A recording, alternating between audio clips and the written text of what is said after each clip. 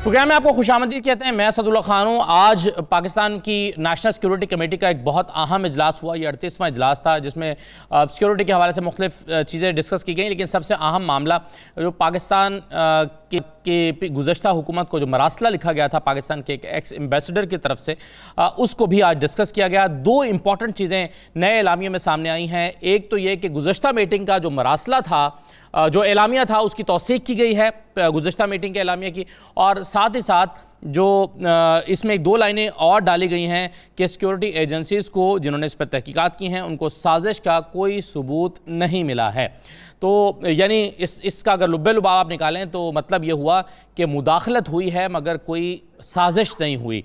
इस पर आज हम प्रोग्राम में गुफ्तगू करेंगे। दूसरा, कल इमरान खान साहब ने कहा था, आज उनकी पार्टी की तरफ से मुतालबा दोहराया गया है और कहा गया है कि हम शहबाज शरीफ की तरफ से बनाए गए किसी कमीशन को नहीं मानेंगे। हम अगर तस्लीम करेंगे तो सिर्फ जुडिशल कमीशन को, सुप्रीम कोर्ट की एक कमीशन बनाए और उसमें ओपन हेयरिंग हो, मीडिया उसमें मौजूद हो। ये मुतालबा किया गया था कल ही इमरान खान साहब की तरफ से लाहौर जलसे में। दूसरा, आज की और डेवलपमेंट्स भी हैं जिसमें स्पीकर कौमी असम्बली राजा परवेज़ अशरफ साहब ने जो इस्तीफ़े थे पाकिस्तान तहरीक इंसाफ के, उसको डी सील कर दिया गया है और उनको वो चेक करेंगे कि ये इस्तीफ़े सही लिए गए हैं या कानूनी तकाज़ों को पूरा किए बगैर लिए गए हैं, और अगर ऐसा हुआ तो फिर ये इस्तीफ़े नामंजूर हो जाएंगे।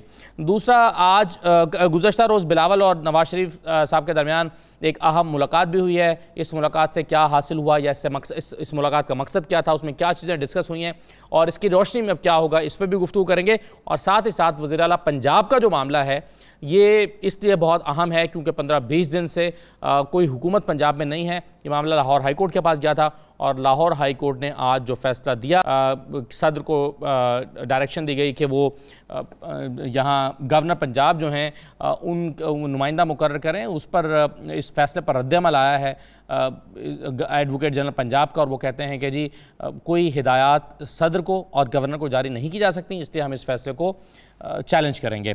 आज ये तमाम मौज़ूआत हैं जिस पर हम गुफ्तगू करेंगे। मेरे साथ औरिया मकबूल जान साहब मौजूद हैं, सीनियर तजज़ियेकार हैं। बहुत शुक्रिया औरिया साहब, खुश आमदीद। डॉक्टर ज़रका तैमूर साहब हमारे साथ मौजूद हैं, पाकिस्तान तहरीक इंसाफ के रहनुमा हैं, सेनेटर हैं, बहुत शुक्रिया। और मुझे सेनेटर डॉक्टर अफनानुल्लाह साहब भी ज्वाइन कर रहे हैं, मुस्लिम लीग नून के रहनुमा हैं। तमाम मेहमानों को मैं खुश आमदीद कहता हूँ। सबसे पहले जो आज का एलामिया था डॉक्टर साहबा, आज तो वाज़े तौर पर पिछले एलामिया में ये नहीं कहा गया था कि यह साजिश नहीं है, लेकिन इस एलामिया में वाज़े तौर पर कह दिया राना सनाउल्लाह साहब ने जब प्रेस कॉन्फ्रेंस भी की, और एलामिया में लिखा भी हुआ है कि कोई साजिश नहीं हुई। जी, बिस्मिल्लाहिर्रहमानिर्रहीम। बहुत शुक्रिया असद साहब। बात यह है कि हमारे मौक़िफ़ की उन्होंने पूरी तरह से एक तरह से सपोर्ट कर दी। पहला तो ये बात हो गई कि हमारे जो क्राइम मिनिस्टर साहब हैं वो बार बार कहते थे कि ऐसा तो मुरासला ही कोई नहीं है, इनको हमने बुलाया, आप आए कौमी सलामती काउंसिल की उसमें मीटिंग में आइए। वैसे उनको बुलाया गया खत दिखाने के लिए, इनमें से कोई नहीं आया क्योंकि दाल में इनके एक काला नहीं था, पूरी की पूरी दाल ही काली थी। मगर बहरहाल तो ये बात तो तस्दीक हो गई कि ये खत वाकई मौजूद है और खत ओरिजिनल है, और जो मुरासला है, जो कम्युनिके है, और इसकी इम्पोर्टेंस की भी पूरी तरह से तस्दीक हो गई। दूसरी बात ये कि बदलने से वो कहते हैं ना, you can call a rose by जी, रजीम चेंज की कोई साजिश जो है वो तो साबित नहीं हुई ना। देखिए, साबित जब आप वो क्या कहते हैं, जब काने नहीं बताना है कि अंधा हूं कि नहीं हूं, तो वो तो नहीं बताएगा ना। अब आप देखिए राना सनाउल्लाह साहब क्या करेंगे, वो तो यही कहेंगे कि ये मुरासले में ये नहीं है, वो नहीं है।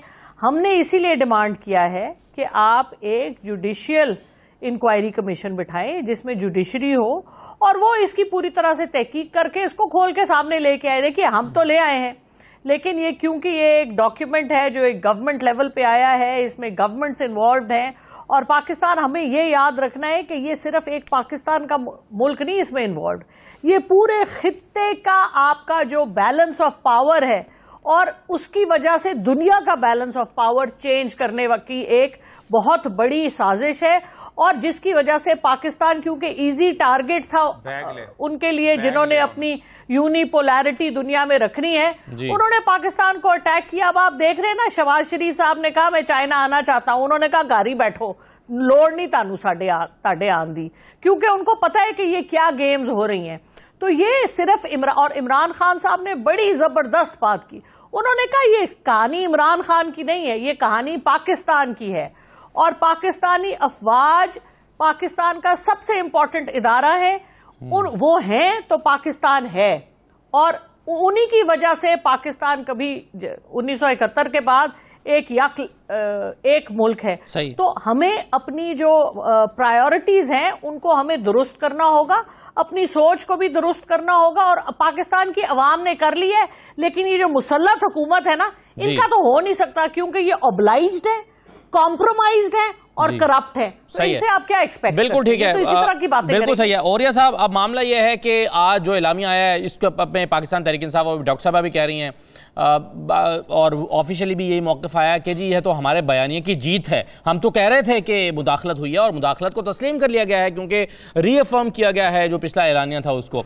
अब जो कल इमरान खान साहब ने डिमांड की थी, मैं ज़रा आपको सुनाना भी चाहता हूँ कि वो डिमांड जो उन्होंने कल की थी कि कमीशन बनाया जाए, आपके ख्याल में ये आज की इस मीटिंग के बाद ये कज़िया ख़त्म है या अभी ये मामला बाकी है? ज़रा सुनिए कल इमरान खान ने कहा क्या था। मीर जाफर की हुकूमत ने फैसला किया है कि कमीशन बनाएंगे मरासले के ऊपर। शहबाज शरीफ, तुम और तुम्हारी फैमिली से ज्यादा झूठे लोग दुनिया में आए नहीं हैं। तुम्हारा ख्याल है शहबाज शरीफ कि हम तुम्हारी कोई कमीशन मानेंगे? हम सिर्फ एक कमीशन मानेंगे, सुप्रीम कोर्ट के अंदर ओपन हेयरिंग हो, जिस तरह धांधली के ऊपर कमीशन बनी थी, ओपन हेयरिंग हो, मीडिया के सामने हो, ताकि सबको पता हो कि कितनी बड़ी साजिश हुई है पाकिस्तान से। जी औरिया साहब, क्या होगा, क्या होना चाहिए, और क्या ये कहानी खत्म हो गई है? देखें, बात अभी शुरू हुई है। मैंने पहले दिन भी कहा था कि आप जितना भी ISPR करता रहे, एक्सप्लेनेशन इसको नहीं कर पाएगा। आप कहते हैं कि मरासले की कोई हैसियत नहीं है, एक रूटीन सी बात है, तो क्या 22 करोड़ अवाम जाहिल हैं कि जिनके सामने यह मरासला नहीं रखा जा सकता? क्या वो गद्दार हैं जिनके सामने मरासला नहीं रखा जा सकता? बुनियादी वजह यह है कि इस मरासले की जितनी जरूरत खुलेआम देने की शहबाज शरीफ को और नून लीग को, इमरान खान को नहीं है। जब तक आप इसको खोल के नहीं बताएंगे, आप पर यह इल्जाम रहेगा। ठीक है, आप दुनिया को किसको समझाएंगे मदाखलत और साजिश में क्या फर्क होता है? एक इंडिपेंडेंट कंट्री के अंदर मदाखलत की होती है, आप उसको कहते हैं कि कोई हैसियत नहीं। मैंने आज कॉलम में वो जुबान बताई है कि जो जुबान इस्तेमाल हो जाती है। इंडिया को 71 में उन्होंने मरासला लिखा इसी तरह, क्योंकि एक बात यह है कि प्रेसिडेंट मरासले नहीं लिखता होता, सफीर को बुलाया जाता है, एक तरफ से नोट टेकर होता है, दूसरी तरफ से नोट टेकर होता है, रिकॉर्ड बन जाता है, 1-on-1 मीटिंग हो। मेरी इत्तला यह है कि जो मरासला है उसके अंदर इस तरह की जुबान इस्तेमाल हुई है कि जिससे पढ़ के आपका खून खोल उठे। नहीं, मगर राना सनाउल्लाह साहब ने कहा है, और जो उन्होंने बाद में इसकी ब्रीफिंग दी, उसमें उन्होंने कहा कि ये हमारे वजीर साहब की या एम्बेसडर साहब की अपनी एक असेसमेंट थी, उनको लगा कि वो ये कहना चाह रहे हैं, और ये असेसमेंट थी जो उन्होंने एक खत की शक्ल में भेज दी। इसका मतलब ये नहीं है कि ये कोई साजिश है। राना साहब, इसका मतलब है कि राना साहब को मैं फॉरेन ऑफिस में रहा हूं, राना साहब को बे का नहीं पता। एक आदमी बैठता है नोट टेकर, वो होता है अमेरिकन गवर्नमेंट का, दूसरा नोट टेकर होता है इसका। ठीक, ये दोनों नोट टेकर नोट लेते हैं, वो दोनों नोट्स यहां कंपाइल किए जाते हैं, उस कंपाइल्स की बुनियाद के ऊपर चीज। मैंने आज मरासले की खत वो बकायदा अखबार में दिए हैं कि कैसे दुनिया में मरासले भेजे जाते हैं जी। ये नहीं हो सकता कि आप कहें कि अमेरिका जो है वो आपको कत्ल करना चाहता है और अमेरिकन गवर्नमेंट चुप होकर बैठी रहे। अमेरिका कहे कि जी मैं आपके वजीर को जहर देना चाहता हूं। ना, एक एक लफ्ज दोनों जगह पे मिलाया जाता है घंटों बैठ के, तब जाके ये बात होती है। आपने 22 करोड़ आवाम को बेवकूफ समझा, छापो मरासला। क्यों नहीं छापते हो? अगर कोई बात नहीं है मरासले के अंदर, अगर कोई बहुत बड़ी बात नहीं है तो टीवी पे आओ, आपके एक तरफ स्क्रोल चल रहा हो कि ये वो मरासला है, और दूसरी तरफ आप तकरीर करो। इमरान खान तबाह हो जाता है, मर जाता है, अगले दिन घंटे में खत्म हो जाता है। लेकिन अगर आपने नहीं किया तो अगले इलेक्शन तक यह आप पे चलता रहेगा। इसकी इमरान खान को जरूरत नहीं है वजाहत की, आपको जरूरत है।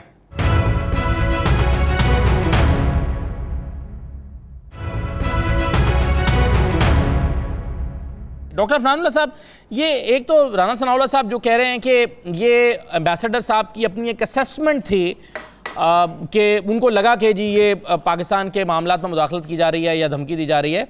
दूसरी तरफ आज नेशनल सिक्योरिटी कमेटी ने उसको रीअफर्म भी किया, जो पिछली मीटिंग का एलामिया था उसकी तौसीक भी कर दी। तो फिर ये दोनों चीजें अगर उसकी तस्दीक कर रहे हैं तो फिर इसका मतलब है कि आप ये तस्लीम तो कर रहे हैं ना कि मुदाखलत हुई है।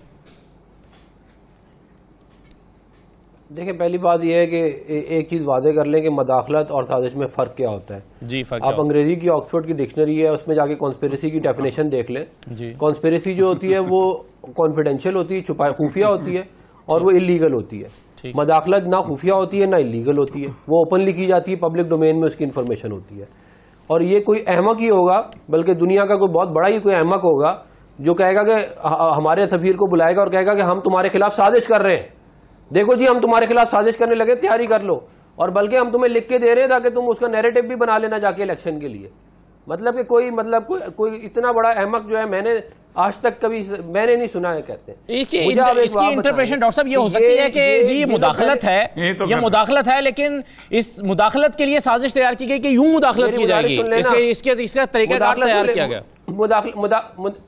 जी मेरी गुजारिश सुन लेना। देखें, मुदाखलत तो हिंदुस्तान को भी कहा अमेरिका ने कि तुम रशिया से तेल ना लो, ये मदाखलत है। इसका मतलब ये है कि मोदी की हुकूमत गिराना चाह रहा है या वो कांग्रेस जो है उसकी हुकूमत लेके आना चाह रहा है। आप उसको पकड़ ले, अगर मोदी भी ये इमरान खान वाली हरकतें करे, पकड़ ले और कहे कि जी मेरे खिलाफ जो साजिश हो रही है। और कल की तकरीर में इमरान खान ने साजिश का वर्ड यूज किया है, बार बार यूज किया है। ये तो कोई पागल ही होगा जो कहेगा कि यार ये साजिश है, जो वो आप साजिश कर रहे हैं, वो खुद बता भी रहे हैं आपके खिलाफ साजिश कर रहे हैं। मैं बताता हूँ। तो ये जो है देखें, ये सारा सियासी बयानिया है। जब करप्शन का बयानिया पिट गया, सदारती निजाम का बयानिया पिट गया, तो आपके पास अब चूरन कोई बेचने के लिए नहीं है। परफॉर्मेंस आपने 4 साल दिखाई कोई नहीं है, तो अब आपने क्या करना है? आपने जो अपने इंसाफी जो लगाए हुए अपने पीछे, उनको भी तो कोई चूरन बेचना है ना। उनको क्या कहेंगे, 4.25 साल हमने कुछ नहीं किया, झगमरा है, झगमराने के अलावा हमने कुछ नहीं किया, हम तो कुछ तब्दील कर दिया। और ये सब कुछ ऐड करना चाह रहे हैं जी जी। और साहब, पहली बात तो यह है कि आप जिन साफियों को कहते होंगे वो कहते होंगे हमने जिंदगी जो है वो इज्जत और तौकीर से गुजारी है। एक बात तो यह है, पहली बात तो यह है कि 22 जगह पे अमेरिका ने बराह रास्त बताया कि हम मुदाखलत कर रहे हैं और हम रिजीम चेंज कर रहे हैं। जब वो कहता है खड़े होके कि हम सद्दाम को चेंज करना चाहते हैं, तो वो बेवकूफ है, कहता है सद्दाम को चेंज करना चाहते हैं। जब वो कहता है मैं कजाफी को चेंज करना चाहता हूं, तो बेवकूफ है, कहता है सद्दाम को चेंज। फॉरेन ऑफिस पे यही कहा जाता है, साजिश होती है सीआईए लेवल पे। और ये सिक्योरिटी पेपर्स नेशनल आर्काइव्स के पड़े हुए हैं। लमब्बा की हुकूमत उन्होंने चेंज की सीआईए लेवल पे, मुदाखलत की उन्होंने पेपर्स के ऊपर, बाकी जगह उन्होंने। और ये वो करते हैं। जॉर्ज टन ने कहा, हमने कहा, उन्होंने याह्या खान के बारे में लिखा है, वी गिव हिम 5 months। मैंने आज छापा है उसके अंदर अखबार में letter, we give you 5 months, वरना तुम्हें तब्दील कर देंगे। और कसिंजर की भी धमकी है। बेवकूफ को और भाई आसान तरीका है, खत छापो, लफाफा साफी, फलाना साफी, ये साफी, ये नहीं चलती। उन लोगों को बताओ जो लफाफे लेते रहे होंगे, मैं सेक्रेटरी इंफॉर्मेशन रहा हूं, छाप दो वो सारे के सारे चीजें जिनको लफाफे देते रहे हो। आपके पास रिकॉर्ड पड़ा है, नहीं तो मुझे लेके एक दिन लेके जाओ, मैं बताता हूं कौन साफी लेता रहा है। हमारे तो हाथों से गुजरे हैं। ये रिटॉर्क किसी और की जगह और किसी और प्रोग्राम में किया कीजिएगा। सही है, चलें, बिल्कुल ठीक है। आपका जी, अगर इतने जरूरतमंद हो जी, छाप दो, चलें। ये जो आपका अफनान साहब, एक तो ये और ये साहब ये कह रहे हैं कि आपको छाप क्यों नहीं देते? इसको धमकी अगर दी है तो नहीं, तो वो मुझे बताएं अमेरिकी सदर ने धमकी दी है क्या? वो पब्लिक में जाके तकरीर। अच्छा ये बताएं अफनान साहब, अफनान साहब ये बताएं कि ये जो आप तस्लीम कर रहे हैं कि ये मुदाखलत थी, बेवकूफ बनाना बंद करें। अफनान साहब, ये जो आप तस्लीम कर रहे हैं कि मुदाखलत, सुन तो लेना, सवाल तो सुन ले। मेरा सवाल ये है, मुदाखलत हुई ना, ये क्या मुदाखलत है? मैं यही सवाल कर रहा हूं ना कि वहां पर मुदाखलत ये हुई कि रूस से तेल मत खरीदो, यहां पर क्या मुदाखलत की गई है? ये जो मुदाखलत है इसको आप ये किस बुनियाद पर कह रहे हैं कि मुदाखलत है? इस मुदाखलत का कंटेंट क्या है? इन्होंने बयानिया बना दिया ना उसका बयानिया बना दिया ना इन्होंने बयानिया ये बना दिया कि जी ये जो है ये साजिश है हमारी हुकूमत। ये ना उसके अंदर कोई नो कॉन्फिडेंस मोशन का वर्ड है, ना कोई अपोजिशन का वर्ड है, कुछ भी नहीं है। क्या है उसको क्या कहते हैं, तब्दील करके। सर इसमें ऐसा क्या है जिसकी बुनियाद पर आज नेशनल सिक्योरिटी कमेटी कह रही है कि हाँ ये मुदाखलत हुई थी? इसमें ऐसा क्या है जिसकी वजह से इसको मुदाखलत कहा जा रहा है? इसके अंदर देखें, जो नेशनल सिक्योरिटी कमेटी जो है इसके अंदर अपना पूरा का पूरा एलामिया दे चुकी है। मैं इत्तेफाक कर रहा हूं कि ये मुदाखलत ही हुई है, लेकिन मैं किस नतीजे, आप ये नेशनल सिक्योरिटी कमेटी या आपकी हुकूमत किस तरह इस नतीजे पर पहुंचती है कि ये मुदाखलत है? साजिश को छोड़ दें, मैंने आपको बता दिया ना, मदाखलत के अंदर और कॉन्स्पिरेसी के अंदर बुनियादी फर्क होता है। कॉन्स्पिरेसी जब कोई आपके खिलाफ करेगा तो वो आपको आके बुला के बताएगा नहीं कि जी मैं आपके खिलाफ कॉन्स्पिरेसी कर रहा हूँ, अनलेस कि आप ऐलान जंग करके बैठे हुए हो उनके खिलाफ। सही। तो ये पहली दफा ही होगा हमारी, क्या कहते हैं उसके अंदर के जी हमारे एम्बेसडर को बुलाए कह रहे हैं जी हम आपके खिलाफ साजिश कर रहे हैं, बाय द वे कल नो कॉन्फिडेंस मोशन आ रही है तो आप ये साजिश लेके चले जाएं और ये चूरन बेचें अपने मुल्क में जी। ये कोई पागल ही होगा जो इस बात को समझेगा। और मुझे एक बात बताएं, ये कौन लोग कह रहे हैं जो कहते थे 1 करोड़ नौकरियां देंगे, 50 लाख घर देंगे, ये वो लोग कह रहे हैं कि ये साजिश हो गई है। जो लोग जो है कहते थे 55 रुपए किलोमीटर जो है वो पेट्रोल का खर्चा है इसका, हेलीकॉप्टर का, जो कहते थे कि तोशा खाना जो है इसका नाम नहीं देंगे और तो तोशा खाना का नाम देंगे तो वो बड़ा मुल्क के खिलाफ हो जाएगा, ये वो लोग कह रहे हैं कि साजिश हो रही है। चलेंगे तोशा खाना कोई अकल वाली बात होनी चाहिए ना। ये तोशा खाना और हेलीकॉप्टर के खर्चे पर 98 करोड़ रुपए के खर्चे पर, और ये इस पर तोशा खाना पर जरा मैं डॉक्टर साहबा का, डॉक्टर जरका का मौके भी लेता हूँ, एक छोटे से ले लूँ मैं, पहले ब्रेक के बाद वापस आते हैं जी।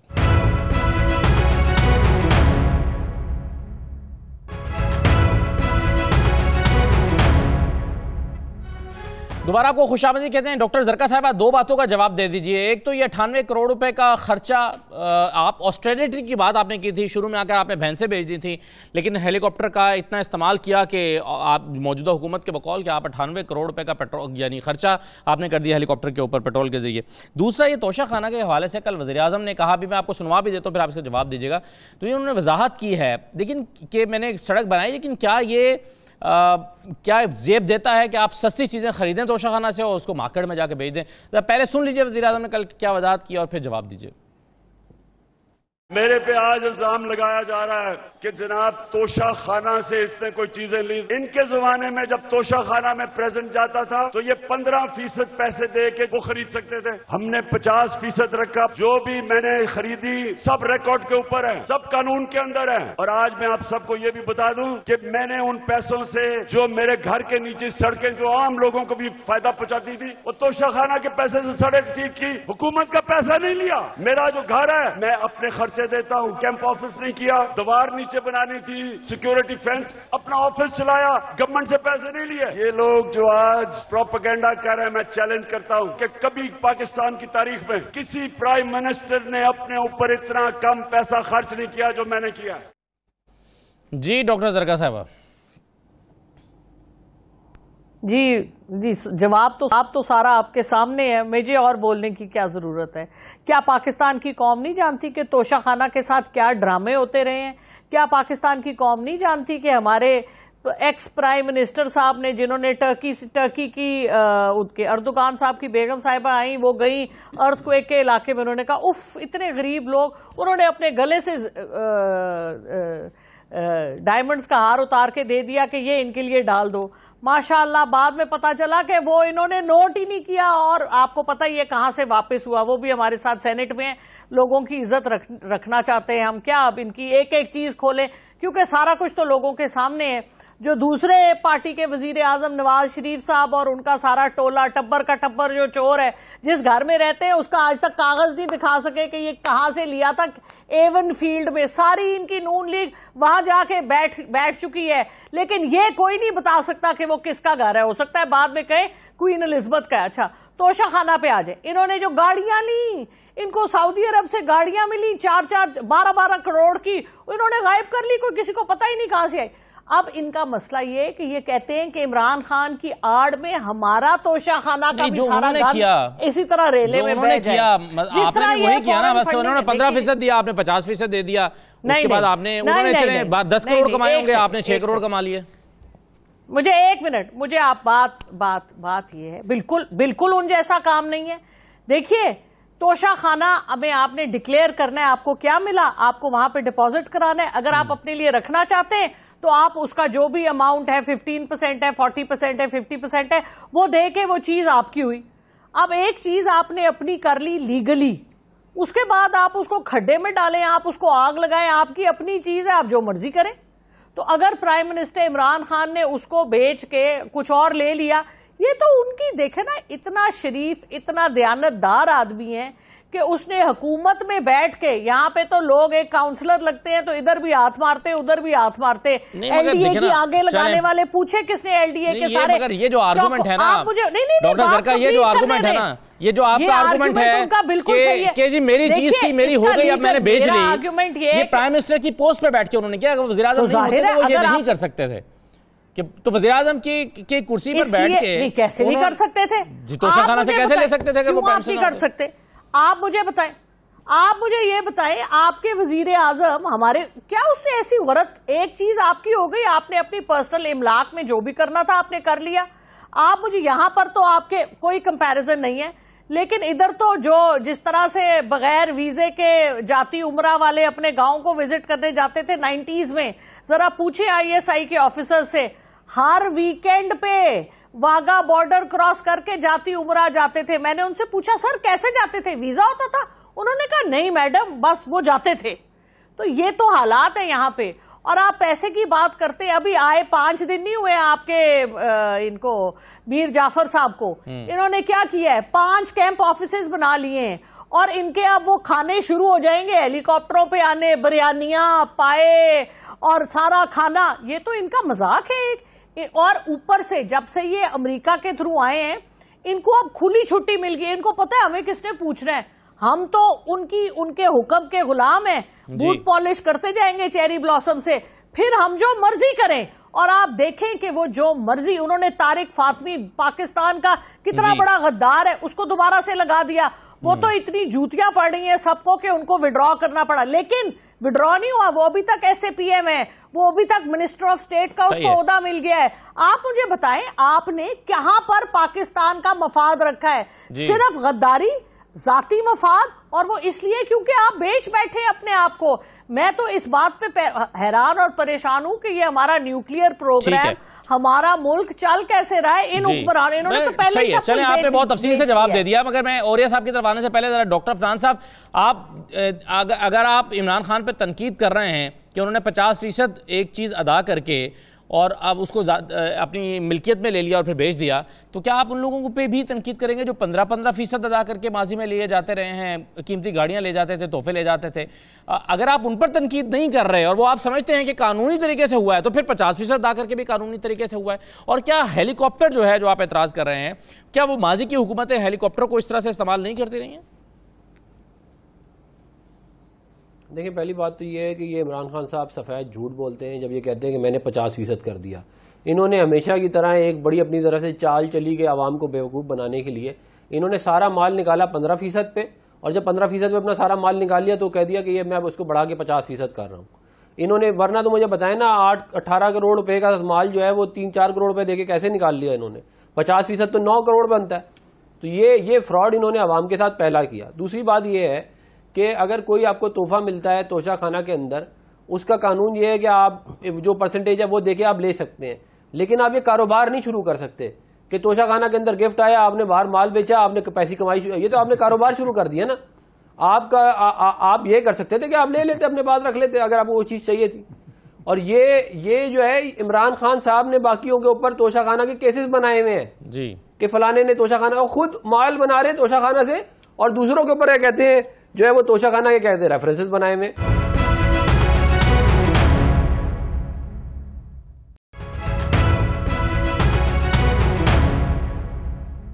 दोबारा खुशामदीद तमाम मेहमानों से भी एक मरतबा फिर गुजारिश करूंगा कि बहुत तहम्मुल के साथ, मैं अलग अलग सवाल कर रहा हूं, प्लीज़ आप मेरे सवालों का जवाब दे दीजिएगा। मैं औरिया साहब से शुरू करता हूं और फिर मैं बाकी दोनों मेहमानों के पास आता हूं। औरिया साहब, ये मुलाकात हुई है बिलावल और नवाज शरीफ साहब के दरमियान, और बिलावल साहब के साथ उनकी पार्टी के और लोग भी थे।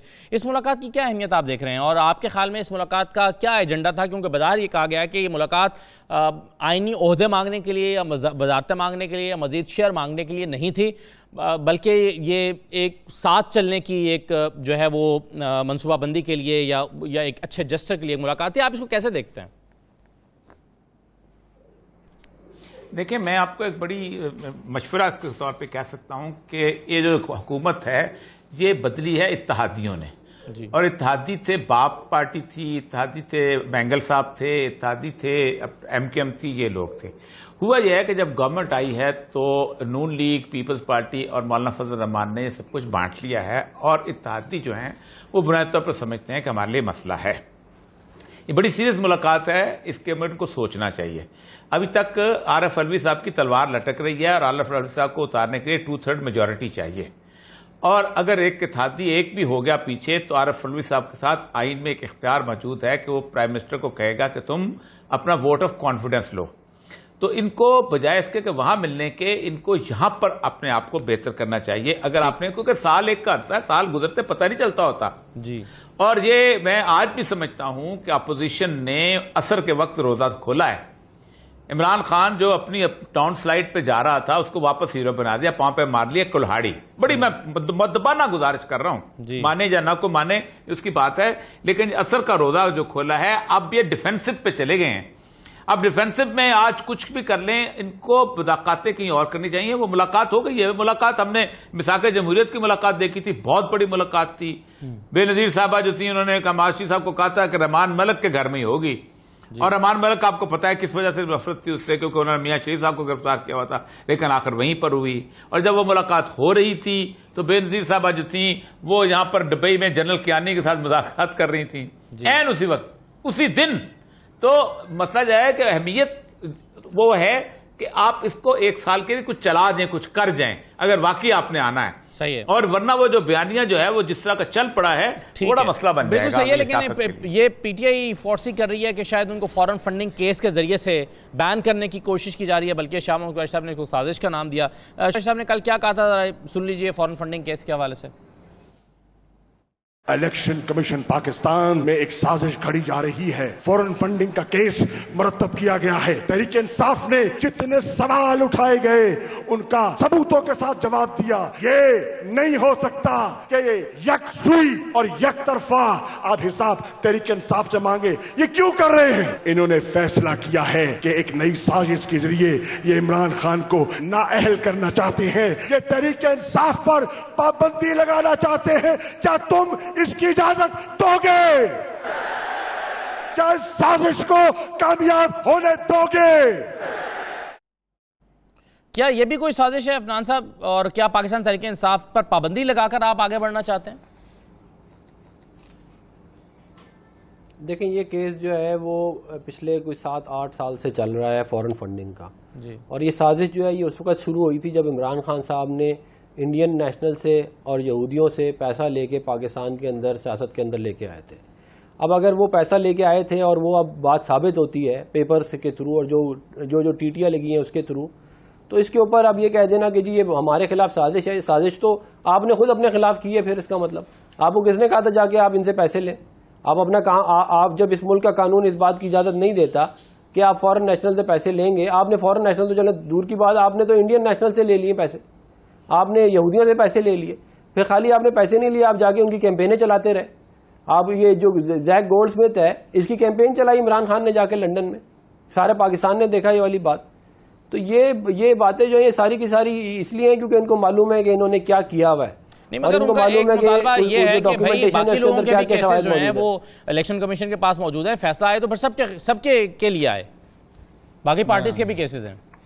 देखें, बात ये है कि 7-8 साल से ये केस चल रहा है, इस तरह नहीं होता। ये टिपिकल एक तरीका है, जब चोर पकड़ने लगता है तो कहते हैं जी फलाने ने भी किया फलाने।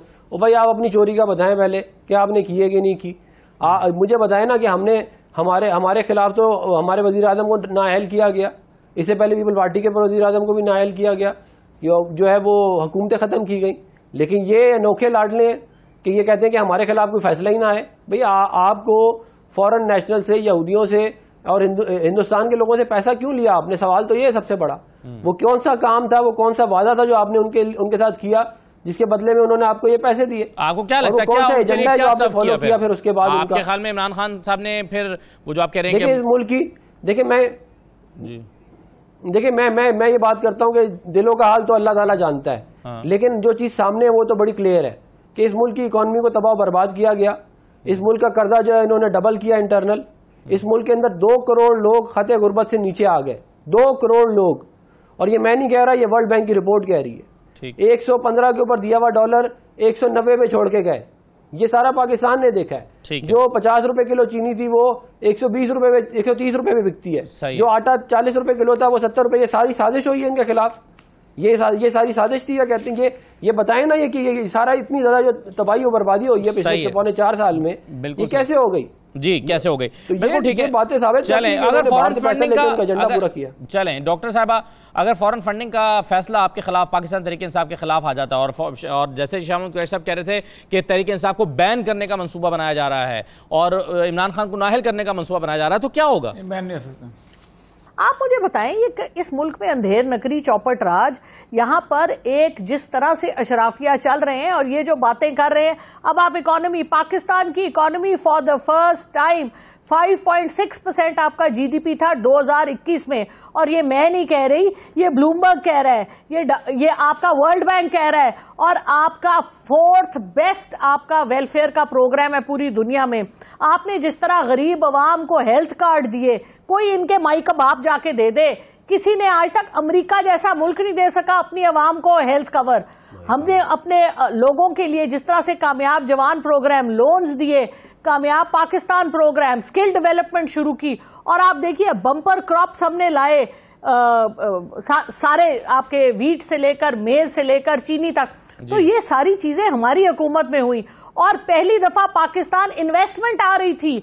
आपका जो आपको ब्लूमबर्ग कह रहा था कि बेस्ट कंट्री इन अपना बड़े सगीर में बेहतरीन मुल्क है इन्वेस्टमेंट के लिए, और आपका लोएस्ट रेट ऑफ अनएम्प्लॉयमेंट है अभी इस वक्त बिफोर चेंज होने से हुकूमत। हाईएस्ट आपने एफबीआर की टैक्स कलेक्शन थी आपकी, इन्होंने तो एक्सपोर्ट्स हमारी 32 अरब पे चली गई, और हाईएस्ट रिमिटेंसेस ये इन्होंने कब किया? हम तो अपने पांव पे खड़े होने जा रहे थे, सारी प्रेडिक्शंस ये थी कि ये मुल्क अब फाइनली अपने पांव पे खड़े होना जा रहा है, लेकिन जिनको ये एक्सेप्टेबल नहीं है और जो उनके गुलाम है, उनको ये कहां से एक्सेप्ट हो सकता है? तो अब आप देखिए, अभी हफ्ता नहीं हुआ, चीनी की कीमत 10 रुपए ऊपर, बिजली 5 रुपए ऊपर, और बिजली है नहीं। ये जो बिजली के बहुत बड़े सौदागर हैं जिन्होंने आईपीपीज लगाई थी अपने रिश्तेदारों को पैसे देने के लिए, फर्नेस ऑयल और नहीं, आप सुने, आप नहीं, आप मुझे कंप्लीट करने दें। फर्नेस ऑयल और कोल पे लगाई, जब पाकिस्तान में 2 रुपए की हाइड्रो इलेक्ट्रिक बिजली बनती है, क्यों नहीं बनाई इन्होंने 2.5 रुपए वाली? अब इनके आईपीपी सारे बंद बैठे, पैसे तो ये फिर भी लेते हैं। ये इन लोगों का किया हुआ गंद है। सही है, चलें, वक्त मेरे पास खत्म हो गया। मिफ्ता इस्माइल साहब गए हैं आईएमएफ के साथ डील करने के लिए, अगले केस के लिए बदल के अपनी कर रहा है, अपनी मार्केटिंग कर रहा है। अरे ये किसी को, बहुत शुक्रिया तमाम मेहमानों का प्रोग्राम में शिरकत करने के लिए। हम कोशिश करेंगे जरा इकोनॉमी का जो है वो कल जरा हम इकोनॉमी को तफसील से देखें कि क्या शराइत आईएमएफ की हैं, इसके नतीजे में क्या होगा, पेट्रोल कितना महंगा होगा, उससे क्या इंपैक्ट आएगा और उससे महंगाई कितनी बढ़ेगी और डॉलर कहां पर जा रहा है। इन जरा चीजों पर कल एक नजर डालने की कोशिश करेंगे। इजाजत दीजिए, अल्लाह हाफिज।